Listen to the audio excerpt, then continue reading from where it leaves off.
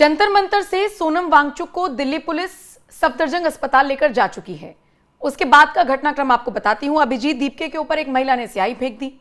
उसका यह कहना था कि मैं सीजेपी की ही कार्यकर्ता हूं, मुझे सीजेपी से ही लगाव है, लेकिन दीपके से मुझे प्रॉब्लम है।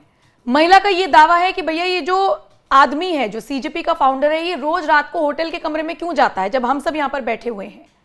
ठीक इसी तरीके का खुलासा अभिजीत दीपके को लेकर फिर से हुआ है। दावा यह किया जा रहा है कि सिर्फ होटल में रुकने के लिए नहीं, बल्कि और भी तरह के काम किए जाते थे। और वो काम क्या थे, ये मैं नहीं, पंकज प्रसून बताएंगे। मकान मालिक ने खुलासा किया है, किसी मकान में भी अभिजीत दीपके जाया करते थे। उस मकान मालिक ने, कोई होटल कह रहा है, कोई मकान कह रहा है, आज इसको भी कंफर्म करेंगे। और दूसरा, इस प्रोटेस्ट को आगे बढ़ाने के लिए, खासकर तब जब सोनम वांगचुक वहां पर नहीं है, अभिजीत दीपके हर कोशिश कर रही हैं।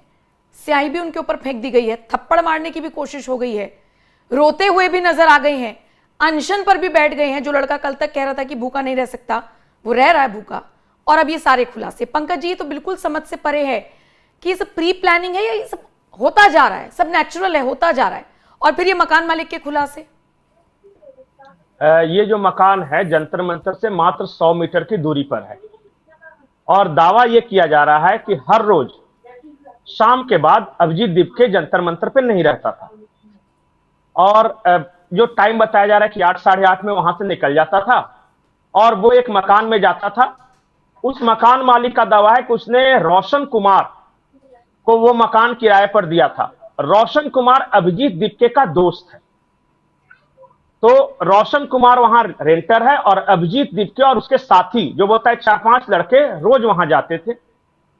और इस बात की जानकारी पुलिस को हमने दे दी थी, लेकिन पुलिस ने कहा कि फिलहाल आप चुप रहिए, हम कुछ कर रहे हैं, तो हम आपसे कांटेक्ट करेंगे। जिस दिन ये पुलिस की कार्रवाई हुई, उस दिन मकान मालिक के पास पहले फोन आया था कि आप एग्जैक्ट बताइए कि आपका एड्रेस कहां पे है और आप करंट लोकेशन भेजिए उस मकान से जाकर।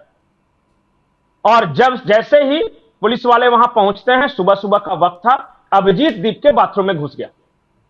कब का और पुलिस अंदर, ये कल जो सोनम वांगचुक को जब उठाने गए थे पुलिस, तब। ओके, ठीक है। हाँ, उससे पहले, ठीक है। तो बाथरूम में घुस गए, वहां 3-4 लड़के थे। और फिर जब पुलिस ने कहा कि देखो ये सब नौटंकी से कोई फायदा नहीं है, हम लाइव करवा देंगे तुम्हारा, तो फिर वो बाहर निकला और सीढ़ियों पे धरने पर बैठ गया। और फिर वो जल्दी जल्दी मोबाइल में वीडियो बनाने लगा कि देखो मुझे किडनैप कर दिया जा रहा है। वो सबने देखा। हाँ, हाउस अरेस्ट किया जा रहा है उस वक्त ये घटना। और आपका आधार क्या है, मतलब मकान मालिक का स्टेटमेंट है या कहां से आपको पता? हाँ, नहीं, मकान मालिक बता रहे हैं, वो चैनल पे है, अवेलेबल है। मैं आपको बोलेगा तो लिंक भेज दूंगा, लेकिन दूसरे चैनल का, इसलिए मैं ये नहीं। अब पूरी घटनाक्रम मकान मालिक ये बता रहे हैं कि वहां से अभिजीत दीपके को गाड़ी में बैठाया गया। अभिजीत दीपके को लगा कि उसे अरेस्ट किया जा रहा है। उसने फिर वो पुलिस वाले वैन में बैठ के 2 और वीडियो डाले कि ये है वो है, उसको कवर किया गया। और अभिजीत दीपके को लग रहा था कि जेल वेल जाएंगे, हीरो बन जाएंगे, लेकिन दिल्ली पुलिस उठाकर उसको जंतर मंतर पे ले आके छोड़ दी। अब ये उसके लिए एंटी क्लाइमेक्स था कि ये क्या हो गया। और फिर वहां से वो वीडियो बनाता है जो सोनम वांगचुक सबने देखा। वो 30 सेकंड का टोटल वो ऑपरेशन था, बहुत ही स्मूथ क्लीन ऑपरेशन, किस तरह कोई हिंसा नहीं, जो करना था वो कर लिया। अब आगे का दावा सुनाते हैं। ये मकान मालिक है वहां के, उनसे रिपोर्टर जो पूछता है कि आपको पता था कि अभिजीत दीपके आता है? बोले हाँ पता था। तो आपने पुलिस को क्यों नहीं इन्फॉर्म किया? कहा कि मैंने किया था। बोला डर लगता था क्या कि उसके साथ कुछ गुंडे टाइप के लड़के हैं और आपके साथ मारपीट करेंगे, आप बुजुर्ग हैं? तो मकान मालिक कहते हैं कि मैं जाट हूं, मुझे किसी से डर नहीं लगता, डायरेक्ट एक लाइन में। तो बोला तो फिर जो उन्होंने खुलासा किया है, ये मेरा खुलासा नहीं है, मकान मालिक का खुलासा है कि ये सब बैठ वहां पे। मकान मालिक का दावा है कि 8 बोतलें बरामद हुई हैं उस कमरे से।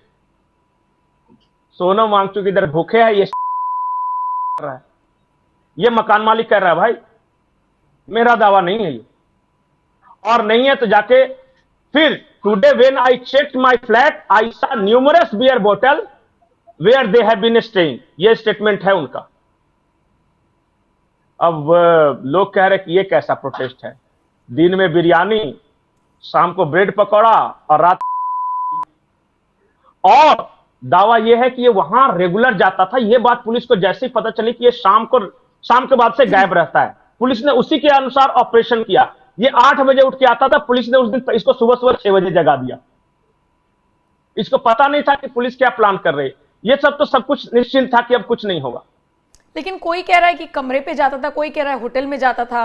वो जो स्याही फेंकी नहीं, जिस नहीं, महिला कमरा ने, था। उसका भी दावा ये है, खबर ये मिल रही है कि उसने भी ये कहा है कि मुझे भी इसी चीज से आपत्ति थी।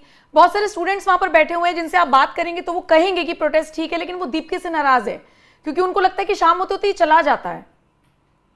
और लगातार पिछले 10 दिनों से जा रहा था वो, और पुलिस ट्रैक कर रही थी उसे, और उसी के अनुसार ये ऑपरेशन को अंजाम दिया गया। उस वक्त जब कोई भी बड़ा नेता स्टेज पे नहीं था, जिस वक्त सोनम वांगचुक को उठाने आए, पुलिस को पता था कि ये सब कहीं और हैं और सब आराम से सो रहे हैं। तो जब कोई नेता ही नहीं, तो उस वक्त वो सारा ऑपरेशन किया। जो भी आप वीडियो 30 सेकंड का देखिएगा, उसमें से बड़ा नेता जैसे दीपके हो गया, सौरभ दास हो गया, या वो नाचने वाला लड़का है वो हो गया, ये सब में से कोई नहीं थे। तो पुलिस ने उसी के अकॉर्डिंग प्लान किया था कि उसी वक्त हम इनको ले जाएंगे जब ये सब नहीं रहेंगे। और जब ले गए उसके बाद पुलिस से कहा गया कि इसको शहीद नहीं बनाना, इसको उठाकर लाके जंतर मंतर पर रख दिया कि अब तुम्हें जो करना है कर लो। और इस तरह इस ऑपरेशन को अंजाम दिया गया।